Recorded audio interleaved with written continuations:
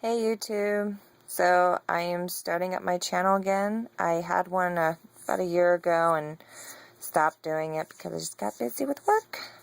So in my first video, I'm going to do a tutorial. I've had a lot of people ask me how I do my water marble and what I use, and so I figured I'd just make some videos on it and explain a little bit more into detail about how to do it. There's been some videos when I first started doing this that I watched that just didn't really explain it very well, and I had some issues. Again, if my video doesn't explain anything very well, you can always just leave a comment in my comment bar, and I'll either make another video or I'll message you back personally to find out what's going on that you need help with. So remember, you always have that option if I don't explain everything in this one. So for this video, I'm going to start out with explaining the different nail polishes to use. It's very important to know what nail polishes to use. That was the most frustrating part when I first started doing this, was the nail polishes just weren't working how they were in the videos. And come to find out, only certain nail polishes will work. Some of the best nail polishes to use, of course, are the China Glaze. There's a website you can go to get those very cheap, full size, for $3.25. It's called headtotoe.com. I'll put it in the description so you can click a link to it. Again, you can get real China Glaze for $3.25, Sassy, Salvi, Essie, OPI. Those ones actually work great with water marbling because they're water-based, so they spread really well in the water. If you don't feel like ordering through line and you just want to do this because you're really excited and just want to start, you can always go to Walgreens. Walgreens carries the Sinful colors. Sinful colors work really well with this. However, fair warning, only certain ones will. Any flat colors that have a heavy consistency to them, pretty much your pastels, they won't work with this.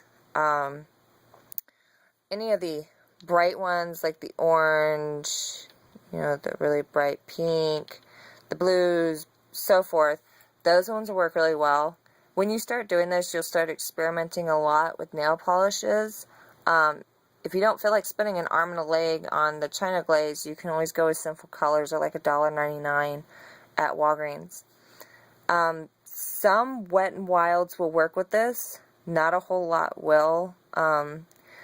These are some not to use, which is any nail polish that says fast dry on it, you don't want to use. You want the nail polish to dry slowly on the surface of the water. So fast dry, no go. Any nail polish that has a heavy flake consistency, I don't know if you can see that, like that, you can't use. It's not going to spread well. It's going to break up the water marble really bad in your design. It's okay to put on after if you want, but do not put that as your base, as your bottom coat. Really heavy flake. It'll mess up the water marble. Another thing with nail polishes, you just experiment. Metallics are nice.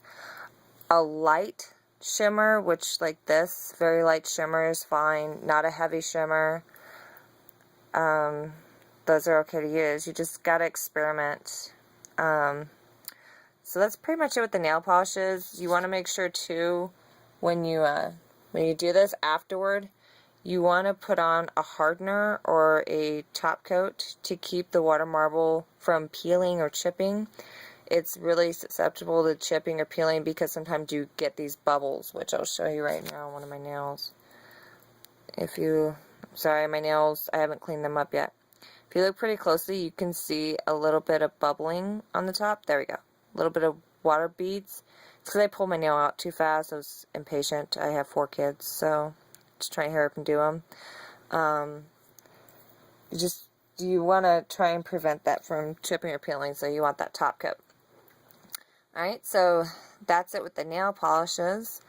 Things that you'll need for this: Q-tips, big time. Q-tips are used for cleanup, which I need to do on my nails. Lots of Q-tips, and it's also used for cleaning the water, which I'll show you in the second video. That's going to be part 2 to this. You'll need nail polish remover. Just simple nail polish remover. You don't have to go out and buy an $8 nail polish remover and be all designer with it. 97 cents at Walmart works great. Cotton balls, lots of cotton balls. Trust me, because your first few times you are going to mess up. You're going to get frustrated and you're going to throw stuff. Trust me. It's very frustrating your first time. I'm not going to sugarcoat it. You'll need just a little container. I'm using the lid to a candle. I mean, it works great. You'll want to pour nail polish remover in there for your Q-tips, which I'll show you in part 2. Very strong suggestion to the beginners of this. Fake nails. You want to buy a whole box of them or just a couple of them or whatever. Again, you don't have to go all super spendish and go out and buy a buy a $20 thing of these. You just $2, Sally's, dollar store. Simple. Show you in part 2 why. You want to test your designs before you initially put them on the nail.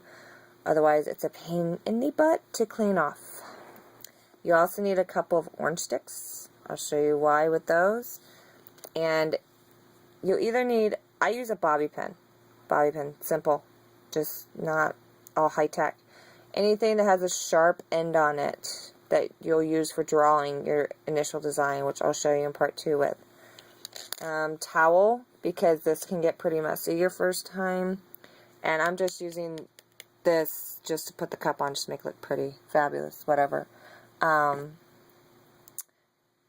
that's pretty much it. And I'll make a second video that shows how we're going to set this all up and how to start the water marble. Okay, thanks for watching. And again, if I missed anything or you have any questions, you can always write a comment in my comment bar and I will get back to you either personally through a message or through Skype. Thanks for watching.